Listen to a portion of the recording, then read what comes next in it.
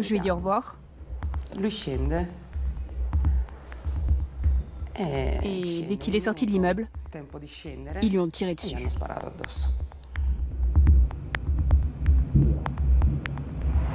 Vous venez d'où? Descendez de la moto. On est toujours contre la Camorra. C'est le neveu d'un chef qui l'a écrit. Je faisais partie de ces gens qui étaient obligés de payer deux fois, à deux clans différents, la famille Ascione et la famille Birra. Si vous cachez de la drogue, on va la trouver. Mais pas du tout. Pourquoi je devrais vous mentir? Voilà, ça, c'est la place de vente. Normalement, les places sont gérées par les familles qui surveillent le business. Regardez là sur la gauche. C'est l'un des groupes qui contrôle le territoire. Cette dose-là, on la vend ici à 30 €. C'est 2 sniffs. Il y a le père Peppino Diana, tué par la Camorra. Et là, nous avons Gianluca Siminiero, une autre victime de la Camorra. C'est de l'amiante. Qui laissé comme ça est très dangereux. Ça, en revanche, c'est du bitume, le matériel utilisé pour faire le toit des maisons. J'étais sur le scooter, je parle avec des potes, ils arrivent, ils nous tirent dessus. Ils étaient en voiture. Oui, en voiture.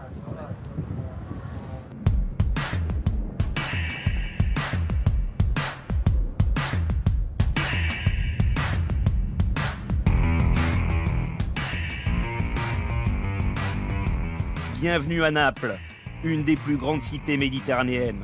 Avec près de 4,5 millions d'habitants, l'ancienne capitale du royaume des deux Siciles est devenue la ville la plus dangereuse d'Italie. Corruption, raquettes, drogue, trafic d'ordures, la mafia contrôle tout, c'est devenu le royaume de la violence. Direction les quartiers nord, à Scampia. Immortalisée par le film Gomorra, cette cité dortoir est le fief de la Camorra, la mafia napolitaine. Ici, tout le monde a un lien étroit avec le milieu. Davide, comme tous les gamins du quartier, y a commencé très tôt sa formation de truand. Si on vient ici à la recherche de la laideur, de la méchanceté, c'est facile à trouver. J'ai compris que je ne pouvais plus être un enfant quand j'avais 9 ans. Parce que les adultes, les gens de la Camorra, se servaient de nous pour transporter des armes d'un immeuble à l'autre.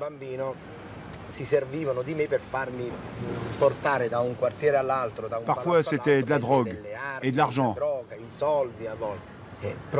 J'y ai pris du plaisir, j'étais fasciné. Peu à peu, dans mon imaginaire d'enfance, ces gens ont commencé à devenir plus importants que ma mère. Le véritable crime dans un quartier difficile comme Scampia, c'est de ne pas permettre aux enfants d'être des enfants. Avec un taux de chômage de 75%, la Camorra recrute sans grosse difficulté.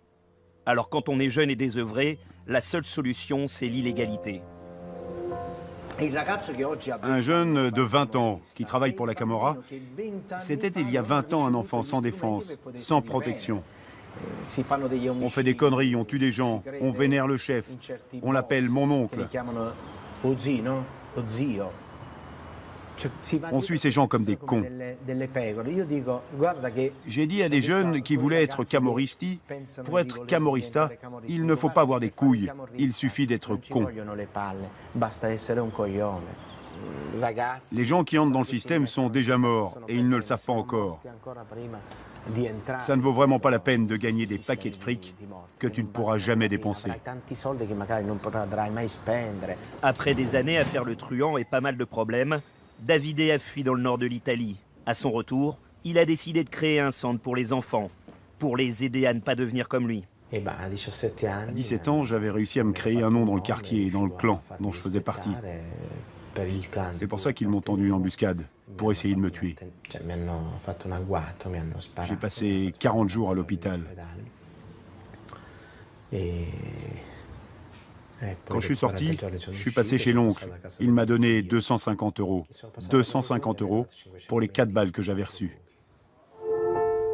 Même si la violence est partout, et malgré peu de moyens, Davide réussit à donner de l'espoir aux jeunes. Allez, venez. Non, non. Et alors, rien. Bon, ne venez pas. Regarde-toi, tu es encore en pyjama. C'est ton pyjama, ça? Francesca, tu veux dire quelque chose sur le centre? On apprend à lire. Il y a beaucoup d'enfants. Avec Davide, on fait plein de choses. Il nous a fait comprendre plein de choses.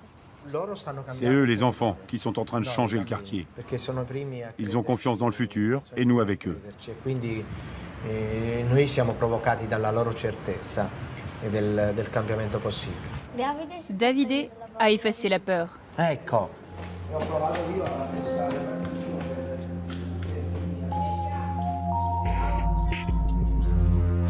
Pas facile de grandir tranquillement dans cet univers sale et délabré.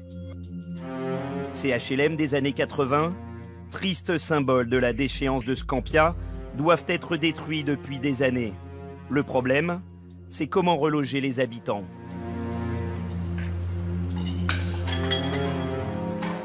Regarde comme c'est beau, toute cette verdure. Sans avenir, les laissés pour compte de Naples préfèrent se débrouiller entre eux, sans se soucier de la légalité. Les institutions ne font rien.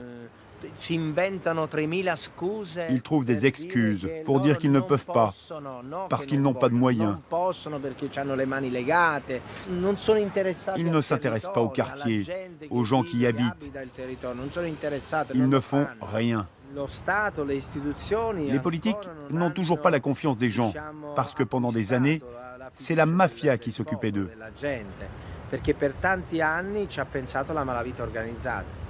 La mafia organisait les enterrements, elle aidait pour faire les courses, pour faire du bricolage, réparer les escaliers, et puis il y a le jeune qui a besoin de son permis, la jeune fille qui doit faire la communion. Mais tout n'est pas perdu dans l'ancien supermarché de la drogue. Même si la guerre des clans continue, le trafic de drogue a nettement baissé ces 10 dernières années. La raison, une présence constante et discrète de la police. Pas de démonstration de moyens, c'est par deux que les policiers patrouillent. À Scampia, il n'y a plus d'endroit inaccessible. C'est sans crainte que Antonello et Antonio pénètrent dans les cités. Descends de la moto.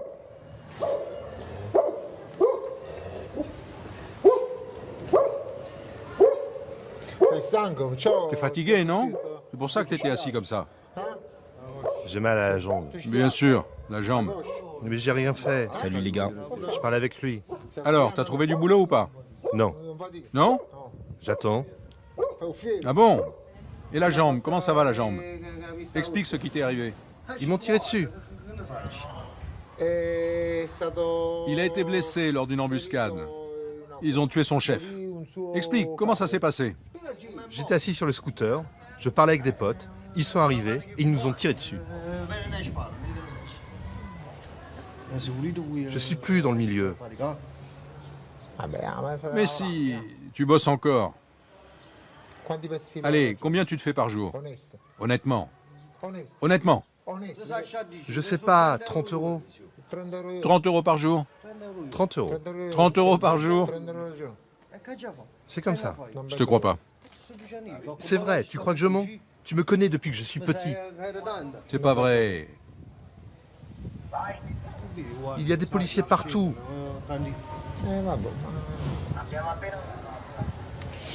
Bon, on monte? Allez, ciao. Je t'ai jamais menti. T'inquiète pas, fais gaffe. Tu me connais. Ciao. Respecté et craint, depuis 17 ans, il contribue à nettoyer l'enfer. Chaque jour, les policiers mettent la pression sur les dealers. Avant, la drogue était partout, dans les moindres recoins. Ici, il y avait un ascenseur. Ça a été muré pour ne pas faire déborder les ordures qui sont à l'intérieur. Souvent, ils cachent la drogue dans les ordures. Salut les gars.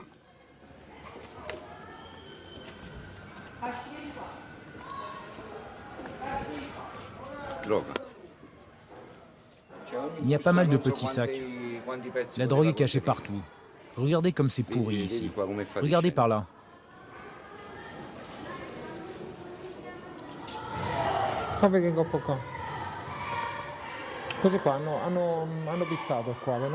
Tout ça, ils l'ont peint pour éviter le reflet de la vitre.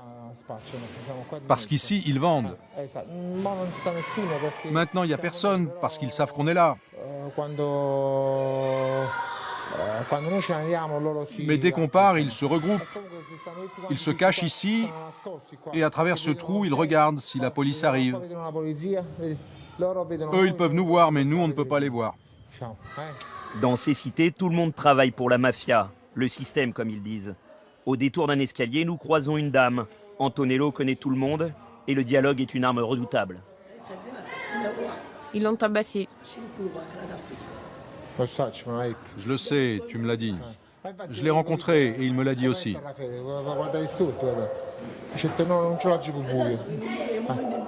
Ça y est, il bosse. Qu'est-ce qu'il doit faire d'autre?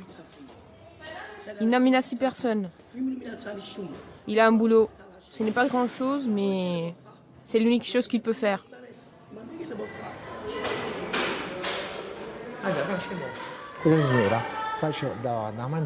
Avant, cette dame faisait à manger aux dealers. Aujourd'hui, elle est très en colère contre les gens qui ont tabassé son fils. Cette zone maintenant est sous le contrôle d'un autre clan. Ils sont en train de chasser les affiliés du clan qui a perdu, dont le fils de cette dame.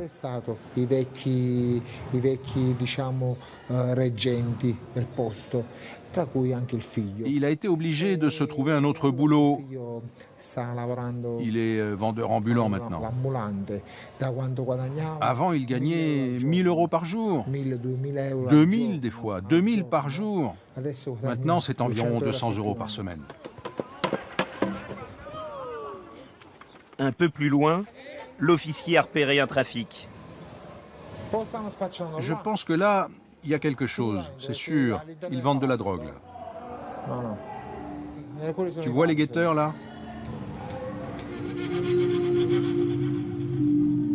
C'est dans ces anciens box, à l'abri des regards, que tout le trafic se fait. Parmi les ordures et les rats, les cachettes ne manquent pas.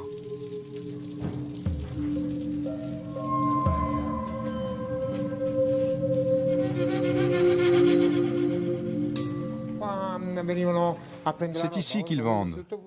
Regarde ici tous ces sacs. Il y avait des doses, c'est récent.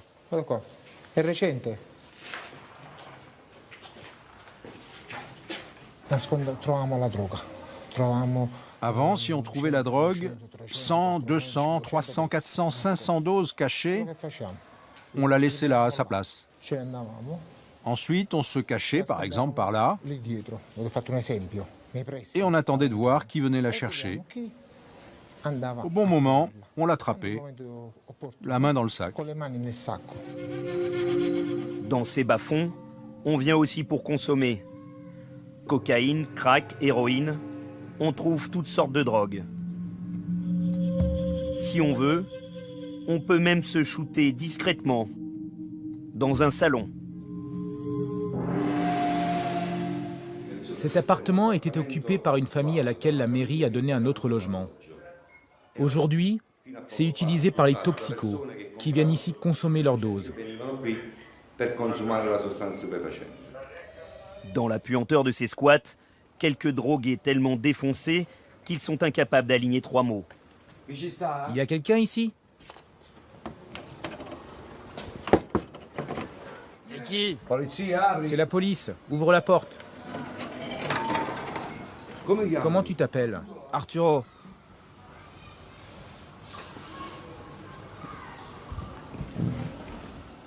Au revoir. La tournée d'Antonello continue. Petite visite de courtoisie à une vieille connaissance. On va voir un appartement. Lui, il vendait la drogue de chez lui. Les gens venaient ici et il leur donnait la drogue en restant derrière la grille. Ça fait longtemps qu'on se connaît. Grâce au bracelet qu'il a autour de la cheville, on peut suivre ses mouvements.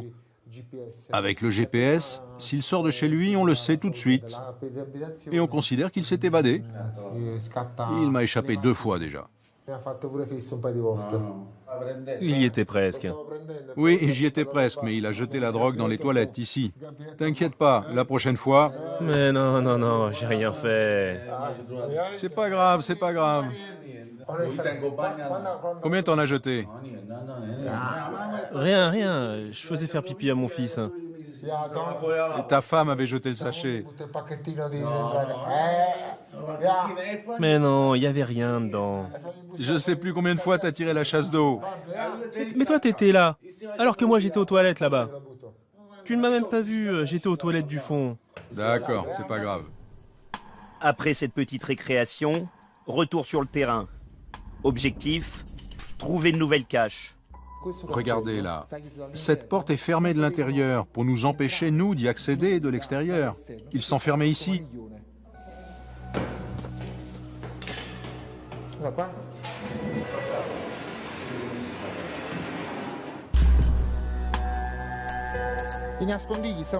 Ils planquaient l'argent dans des boîtes à l'intérieur des marches. La plupart du temps, les habitants étaient leurs complices, mais sinon ils s'enfuyaient ici par les toits, verrouillaient la porte et ensuite ils descendaient par cet autre escalier, sans aucun souci, tranquillement. À l'intérieur de l'immeuble, un ascenseur leur était réservé. Personne d'autre ne pouvait s'en servir. Ou alors il fallait leur demander la permission. Endiguer le trafic malgré la guerre des clans, un véritable travail de fourmi que font les 17 policiers de Scampia. Pour le commissaire Tartarelli, le bilan de ces dernières années est plutôt positif. Dans l'imaginaire collectif, Scampia reste encore l'un des plus grands marchés de la drogue en Europe. Toutefois, au cours des dernières années, les choses ont évolué. La vente des stupéfiants a baissé de 80%. Évidemment, ça ne veut pas dire que les clans ont arrêté leurs activités. Ils se sont tout simplement déplacés ailleurs. Au début de 2013, la guerre s'est terminée. Les clans ont ratifié un pacte pour se partager le territoire de Scampia et de sa banlieue. Un pacte qui garantit aujourd'hui encore la tranquillité du quartier. Un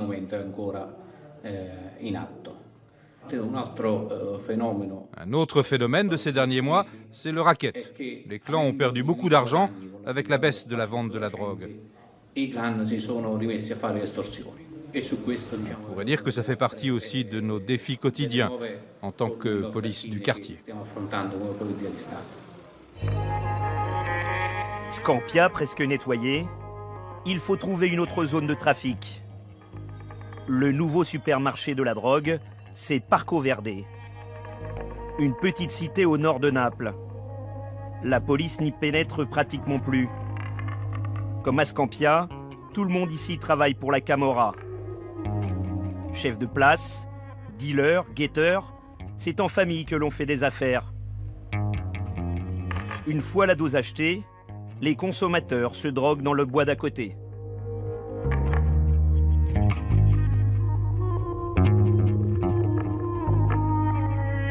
Nous rencontrons Giuseppe, un dealer de cocaïne. Cette dose-là, on la vend ici à 30 €. C'est 2 sniffs, oui, 2 sniffs. C'est un grossiste. Avant de vendre la drogue, il doit s'assurer de la qualité de la marchandise. Lui aussi travaille en famille. Vous voyez là, la coke, elle commence à monter. Le bicarbonate, en revanche, non. On voit déjà que c'est de la bonne qualité. Là, j'ai fait de manière artisanale, mais le frère de ma mère, qui a 65 ans et qui est retraité, il me sert de chimiste. Un test pareil, il le fait en 1 minute. Moi, je ne vends pas aux petits dealers. Je vends plutôt à des mecs qui, eux, ensuite, vendent dans la ville de Naples. Demain, par exemple, je vais vendre ces 500 grammes là.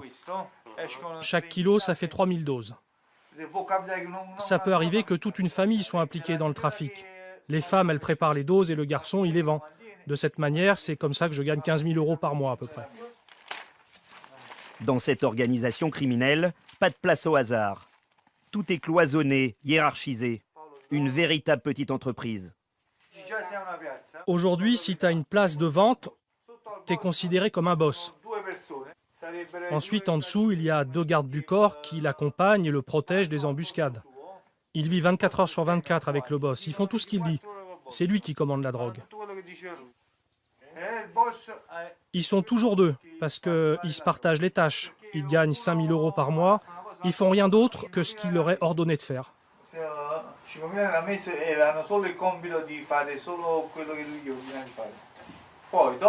Après eux, il y a 5 tueurs qui restent chez eux. Ils sortent que pour des contrats.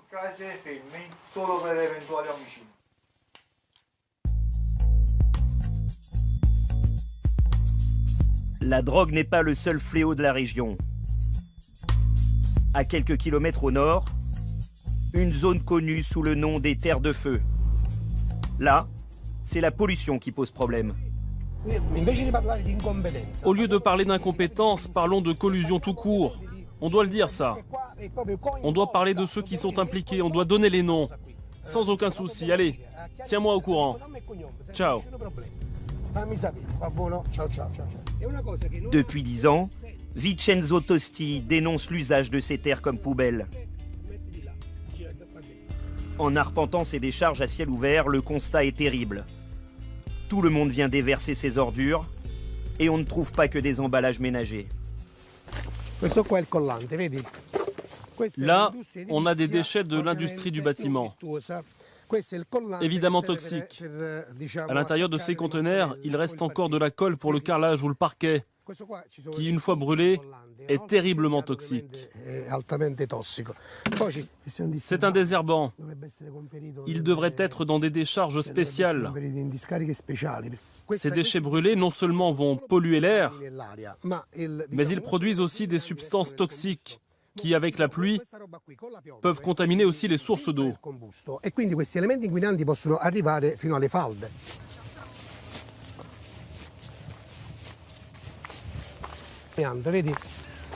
Ça, c'est de l'amiante, qui laissé comme ça est très dangereux, très dangereux. Ça, en revanche, c'est du bitume, un matériau utilisé pour faire le toit des maisons. Chaque jour, ce sont un peu plus de déchets qui s'entassent et personne ne les ramasse. Là, on voit mieux. Cette zone est devenue, on pourrait dire, célèbre à cause des incendies. Mais au cours des années précédentes, les usines du coin avaient déjà commencé à entasser ici des déchets toxiques. Ces usines travaillent évidemment au noir et donc ne peuvent pas stocker leurs déchets dans les décharges officielles.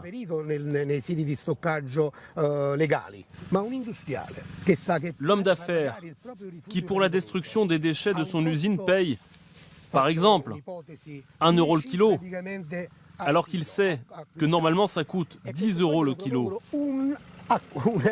Comment ne sait-il pas où ces déchets vont partir? C'est évident que ce n'est pas dans des décharges légales.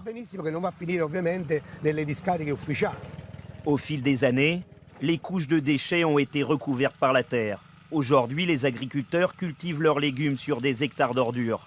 Un désastre écologique qui profite à beaucoup de monde. Ce business a été offert à la Camorra. Mais ce n'est pas la Camorra qui le gère, ce sont les politiciens, qui sont aussi les intermédiaires entre les lobbies et la Camorra.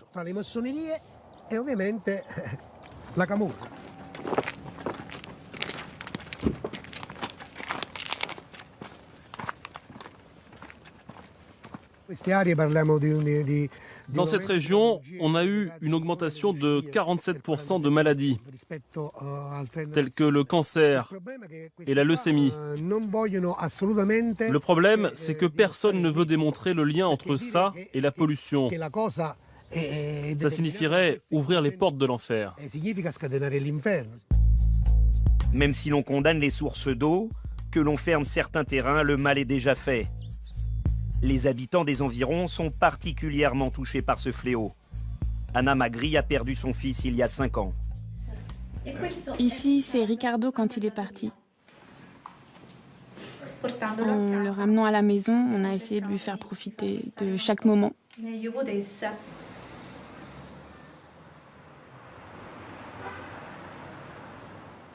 Quand il a eu 6 mois et 10 jours, nous sommes allés à l'hôpital Posillipo de Naples, un hôpital spécialisé en hématologie, et ils nous ont dit qu'il était atteint d'une leucémie lymphoblastique. À ce moment-là, on avait déjà enregistré quelques cas dans la région de Naples. Tout à coup, mon enfant faisait partie de ces cas. L'incompréhension a vite laissé place à la colère.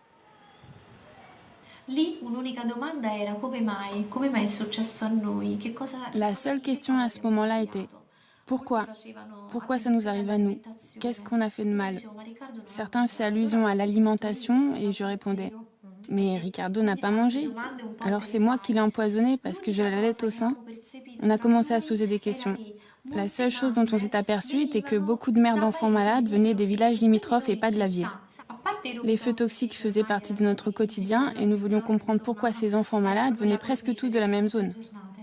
Peu à peu, nous avons fait le lien et nous avons compris qu'on avait été complètement empoisonnés. Je ne sais pas comment je ne suis pas tombée malade, mais j'ai produit une fleur qui était malade. Io non so perché non mi sono ammalata io, ma ho prodotto un fiore che si è ammalato.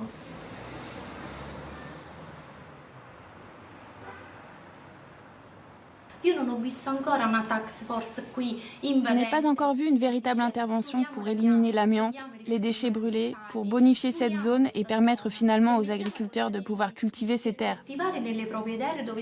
Tout cela, moi, je ne le vois pas et c'est ce qui alimente ma rage. La vérité est désormais connue là-bas à Rome. Mais ils n'en ont rien à foutre de nous. C'est ça ma rage. Questa è la mia rabbia. Sangue e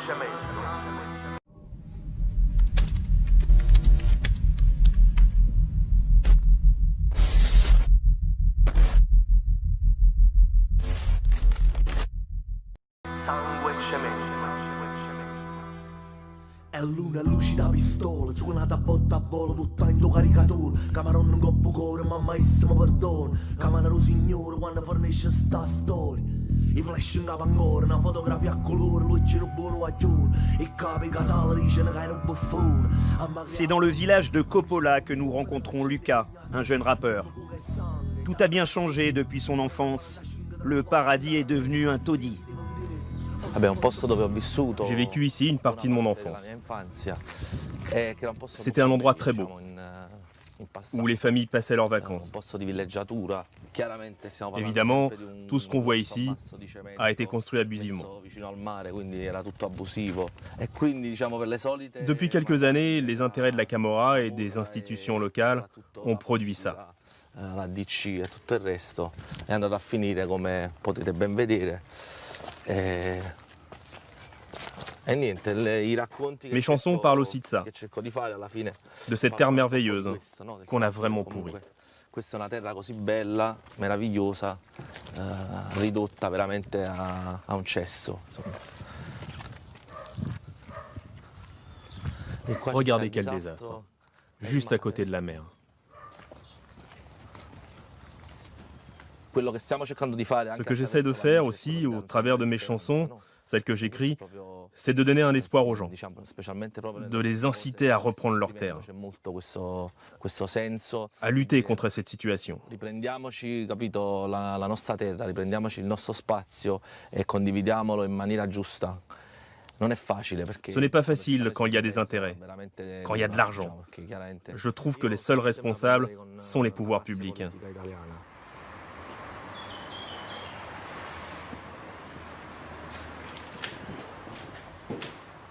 Lui qui n'a jamais côtoyé la mafia, a décidé par ses chansons de protester, de dénoncer la violence.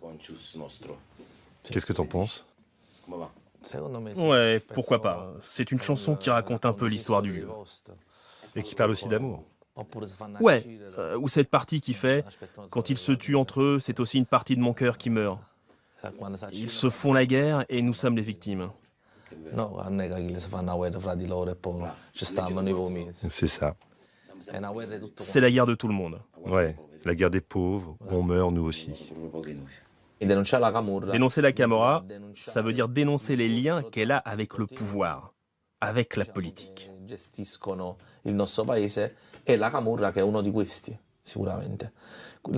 Je n'en ai pas après ceux qui travaillent pour la Camorra, parce qu'ils n'ont pas le choix. Ce sont aussi des victimes.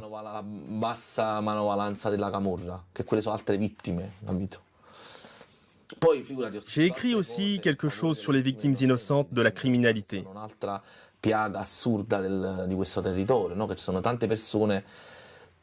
Qui n'ont rien à voir avec ni l'un ni l'autre, mais dont le sang coule sur ces terres. Ce sont souvent des gens qui passent au mauvais moment, qui sont pris pour quelqu'un d'autre. Des vies qu'on ne pourra jamais récupérer.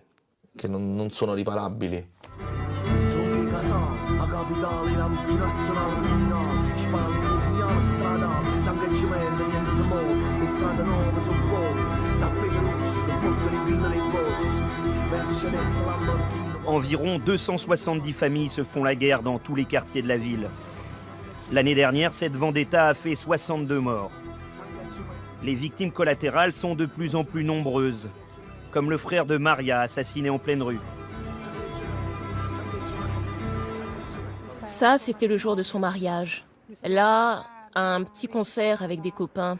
Il jouait de la guitare, il faisait du théâtre, il aimait faire plein de choses.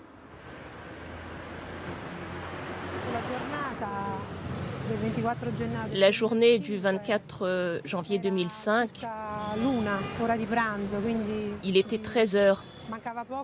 C'était juste avant la fermeture de la boutique. 2 personnes sont entrées et ont tiré sur la première personne qu'ils ont vue.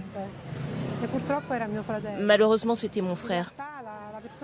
En réalité, il cherchait le neveu d'un chef du clan des Scissionisti. Parce que c'était l'époque de la guerre entre le clan di Lauro et le groupe des Scissionisti. C'était une période difficile pour notre ville. À cause de cette guerre, il y avait des morts partout, chaque jour. Attilio adorait Naples. Attention à celui qui parlait mal de Naples avec lui. Il la portait dans son cœur.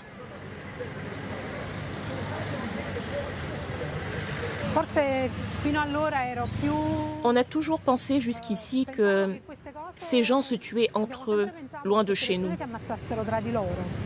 Mais aujourd'hui, ce n'est plus comme ça. Je ne peux plus me mettre au balcon, je ne supporte pas les endroits avec trop de monde. Il y a des moments où je panique.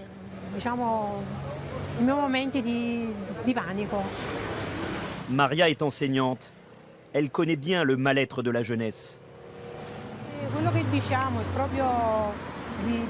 On essaye de montrer le chemin à ces jeunes qui, souvent, une fois l'école terminée, ne trouvent pas de boulot et rejoignent la criminalité organisée. C'est le premier pas. C'est très important.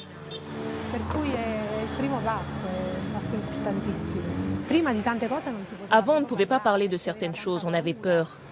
Aujourd'hui, au contraire, il y a beaucoup de gens qui dénoncent. Mais le chemin est encore long. Depuis le début de la guerre des clans, 161 personnes étrangères à ces luttes ont été assassinées. Rossana devait épouser Lino, 32 ans. C'est la plus belle. Il était sportif, avait la vie devant lui. Mais ce jour-là, il a été pris pour un autre. Il devait aller jouer au foot avec mon frère et ses copains. Il est arrivé ici vers 20h30 environ. Il est resté une petite heure avec moi. Ensuite, des amis lui ont demandé d'aller les chercher en voiture. Il devait alors partir un peu plus tôt. Je lui ai dit au revoir. Il a franchi la porte. Et dès qu'il est sorti de l'immeuble, ils lui ont tiré dessus. Celui qui a tiré, en fait, s'est trompé de personne. Il devait tuer un certain Domenico Guargiulo, le copain d'une fille qui habite encore en bas de chez moi. Il s'est rendu compte de l'erreur après la 2e balle, mais il a continué et il en a tiré 12 autres. Rossana a longtemps eu peur, mais aujourd'hui, elle n'hésite plus à dénoncer les coupables. La seule solution pour moi, c'est d'en parler. Il faut le dire. La Camorra existe. Elle est partout. On vit avec. Ce qui est arrivé à Lino est d'une extrême violence. Mais il y a aussi d'autres facettes de la Camorra qui restent inconnues.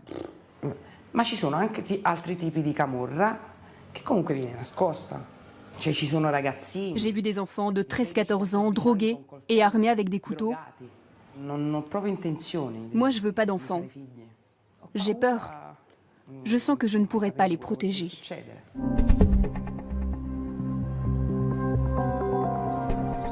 Comment combattre cette criminalité si bien organisée? C'est le défi du tout nouveau directeur antimafia, Giuseppe Borelli. Très discret, c'est la première interview qu'il accorde. La caractéristique de la criminalité organisée napolitaine est d'être assez fragmentée. Le pouvoir est partagé par zones et par groupes qui contrôlent le territoire de manière très violente. Souvent, un clan essaye de chasser l'autre, manu militari, en perturbant l'ordre public.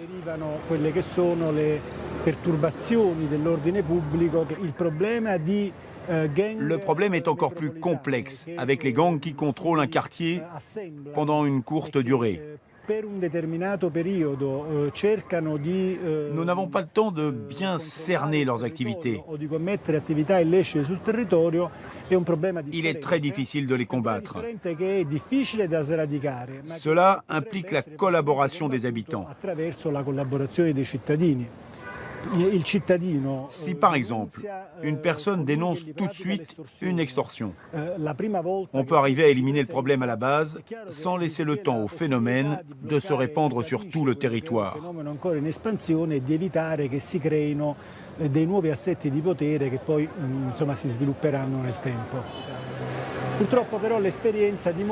Malheureusement, l'expérience m'a appris que ce sentiment est fréquent dans les moments de crise, économique ou sociale. Mais une fois la crise terminée, les gens retrouvent généralement leur indifférence. C'est fort dommage parce que la lutte contre la criminalité se développe sur le long terme.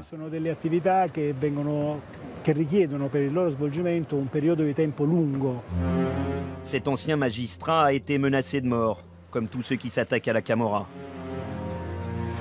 La lutte anti-mafia est devenue un vrai casse-tête. Une mesure a fait ses preuves, la réquisition. Terrain, villa, appartements. Lors des arrestations, tout est saisi et reconverti. Comme cet appartement situé au sud de Naples.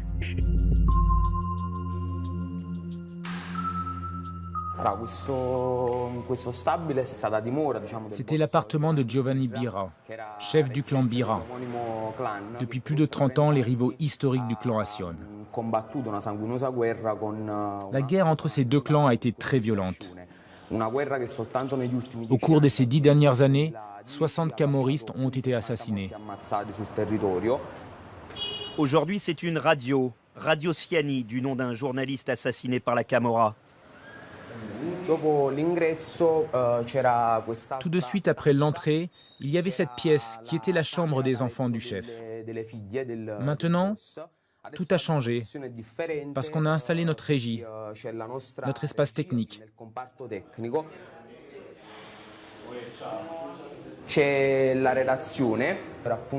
Ici, dans la cuisine de l'appartement, on a installé la rédaction.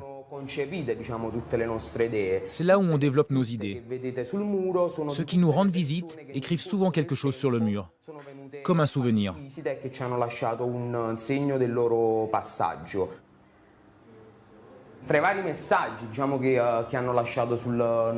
Parmi les messages qu'on trouve sur le mur, il y en a certains qui sont très touchants, comme celui-ci. On est toujours contre la Camorra. C'est le neveu d'un chef qui l'a écrit quand il est venu nous rendre visite. Il connaissait très bien l'appartement.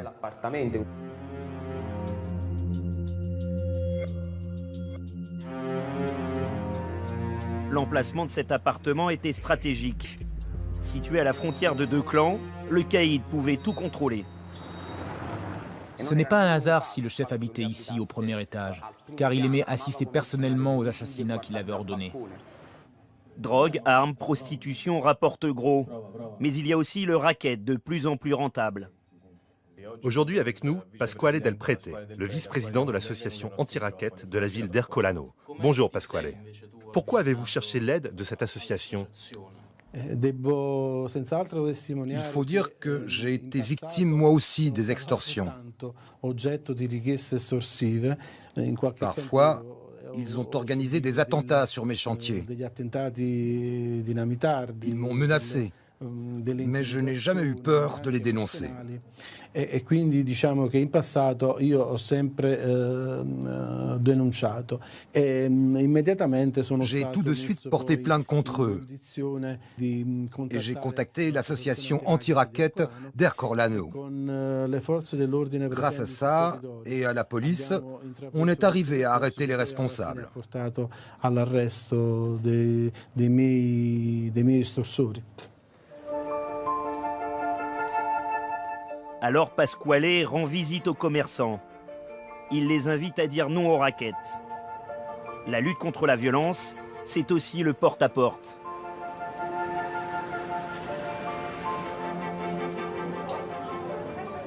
Bonjour, ça va? Ça fait longtemps. Ça va? Ça va et toi? Tu fais quoi là?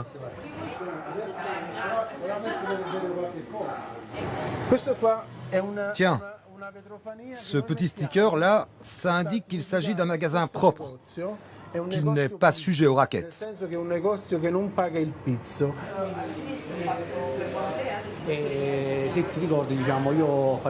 Je faisais partie de ces gens qui étaient obligés de payer 2 fois, à 2 clans différents, la famille Ascione et la famille Birra. Les 2 groupes venaient ici chercher leur argent, avec des modalités différentes, parce que la famille Ascione voulait être payée tous les mois, alors que la famille Birra encaissait 3 fois par an, aux périodes des fêtes, à Noël, Pâques et le 15 août. 100% des propriétaires des magasins d'Ercolano étaient soumis aux extorsions. Aujourd'hui, c'est moins de 10%. Les personnes qui l'ont dénoncé, comme nous, n'ont plus eu de soucis. Et on espère que ça va continuer comme ça. Ça dépend des institutions aussi, de la présence de la police sur le terrain, de combien de temps vont rester en prison les responsables. Notre force se trouve dans le groupe. Tous les chemins de la drogue mènent à Naples.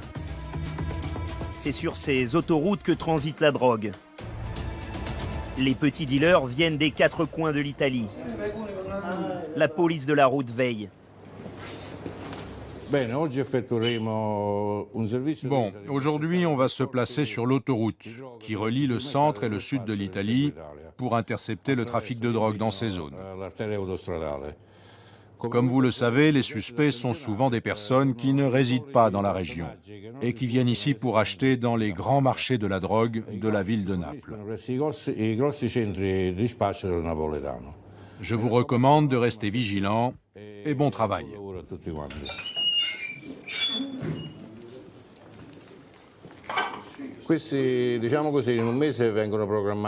Ce genre d'opération, on les fait plus ou moins 10 jours par mois, quand on sait, comme par exemple aujourd'hui, qu'il y a un trafic de drogue intense sur l'autoroute qui relie Naples au centre de l'Italie. Les sujets que l'on contrôle sont souvent 2 par voiture. Ils n'habitent pas dans la région et n'ont aucune raison de se trouver ici. En général, il s'agit de drogués qui se chargent de venir à Naples pour acheter 30, 40 doses pour fournir le petit marché.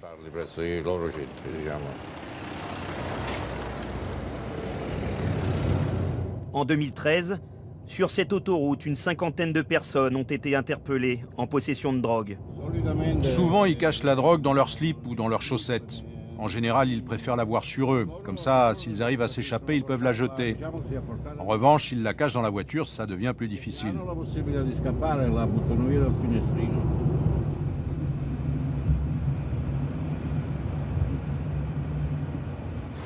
À peine installés au péage, le lieutenant et ses hommes passent à l'action. Suivez mon collègue. À bord, un père et sa fille. Monsieur, vous pouvez descendre de la voiture, s'il vous plaît? Tirez le frein. D'abord, avant de commencer le contrôle, avez-vous des substances illicites sur vous ou dans la voiture? Vous parlez de quoi, là? De la drogue? Mais bien sûr que non. Posez les mains ici et écartez les jambes.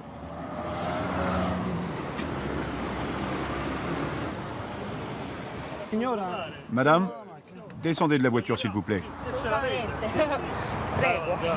Donnez-moi votre sac. Qu'est-ce que vous avez fait ce matin? Je suis venue à Naples. Madame, avant qu'on procède au contrôle, avez-vous de la drogue sur vous? Avez-vous acheté de la drogue? Des précédents avec la justice? Non, non, je suis tout simplement un peu agitée. Vous avez des précédents avec la drogue? Non, non, absolument pas. Vous faites quoi dans la vie? Je suis coiffeuse. Chef, moi, je la crois pas. Hein. Elle raconte que des conneries, celle-là. Si vous cachez de la drogue, on va la trouver. Mais pas du tout. Pourquoi je devrais vous mentir? Elle cache quelque chose. Mais je ne sais pas si c'est une serviette intime ou quelque chose d'autre. Madame, écoutez-moi un instant. Vous cachez quelque chose dans la culotte, là? Mais non, pas du tout, je vous l'assure. Vous avez une serviette intime, c'est ça? Elle cache quelque chose, c'est sûr. Une fouille minutieuse de la voiture commence. Chaque recoin est observé. Tout est déballé sans ménagement.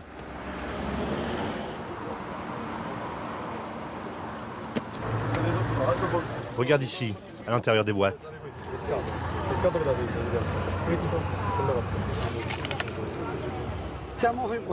On fait ça parce qu'on a des soupçons sur ces gens. On ne croit pas qu'ils sont venus à Naples uniquement pour acheter ça.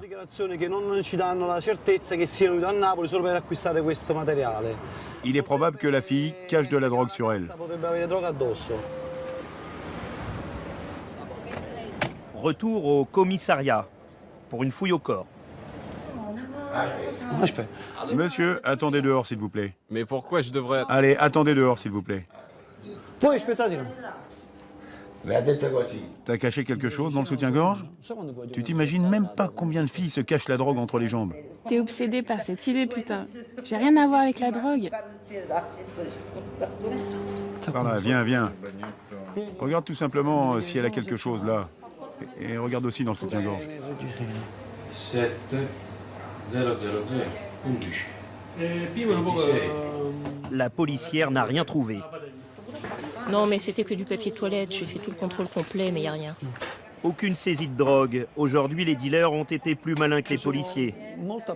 Il faut de la patience, mais de toute façon, notre travail ne s'arrête pas ici. Chaque jour, il y a un nouveau défi.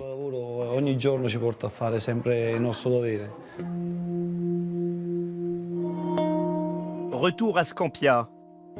Dans le Star Club Judo, Gianni Madaloni accueille des jeunes en liberté provisoire.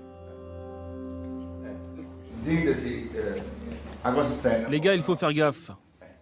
Il y a quelques jours, un enfant s'est blessé au visage. Ouais, c'est ça, avec un ballon de foot. Voilà, donc vous ne devez pas leur permettre de jouer au foot ici. Gianni a créé ce centre dans les années 80. Ces affiches que vous voyez ici représentent des histoires. Il y a le père Peppino Diana, tué par la Camorra. Il y a Don Bosco, qui a dédié sa vie aux jeunes. Et il y a mon fils Pino, le jour où il a gagné les JO. C'est le vrai modèle pour les jeunes ici, pas les chefs de la Camorra. Et il y a aussi Gianluca, une autre victime de la Camorra. Ancien du quartier, Gianni essaye de réinsérer les délinquants.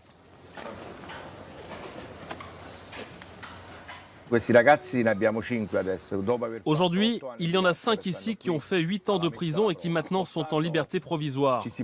Les pouvoirs publics leur donnent la possibilité de sortir de prison, mais on ne leur offre pas une opportunité. C'est souvent les associations du quartier qui s'occupent d'eux et qui font le boulot des pouvoirs publics. C'est pour les éduquer au sacrifice, à gagner leur vie honnêtement. Grâce à des aides extérieures, il peut les payer 300 € par mois. Ça leur permet de survivre, ça leur apprend la culture de l'effort, du travail. Le sport joue un rôle important pour Gianni. Initié au judo, ils se rendent vite compte que tout n'est pas si facile.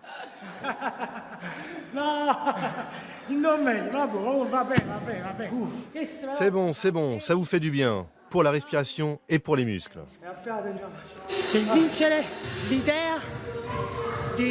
Le sport sert surtout à donner une alternative à la criminalité.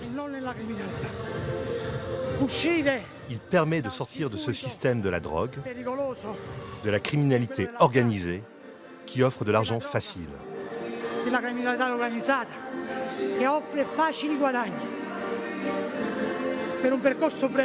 Le sport et surtout le judo peuvent nous apprendre à vivre dans la légalité.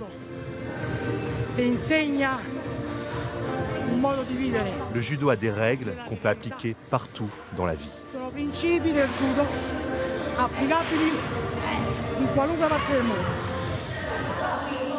Ces détenus réapprennent à vivre. Pour la première fois, ils découvrent le respect. Si j'ai fait ça, c'est parce que j'avais pas le choix. Ici, il n'y a pas moyen de gagner sa vie honnêtement. Il n'y a pas de travail. Il n'y a vraiment rien. J'ai été arrêté en 2010. Ensuite, le maître m'a proposé de faire un parcours ici avec lui. Et ils m'ont donné une liberté provisoire. Avant de venir ici, j'avais déjà quand même fait 4 ans de prison. Moi aussi, comme lui, je vendais de la drogue. J'ai été arrêté en 2005. J'ai fait 9 ans de prison. Les 2 derniers, je dois les passer ici. J'ai eu la possibilité de réfléchir un peu sur le passé. Questo è un percorso di riflessione. Quand j'étais dans la criminalité et qu'en fait on était uniquement entre criminels, je me rendais même pas compte qu'il existait d'autres possibilités. Je savais pas qu'il y avait d'autres personnes. J'ai grandi parmi des criminels et ils m'ont donc éduqué comme un criminel.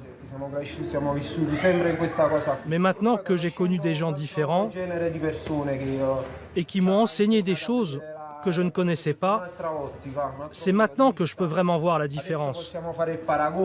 Avant, vraiment, je n'avais pas conscience de tout ça. Si on avait rencontré le maître avant, bah savoir. Peut-être on aurait été des champions de judo.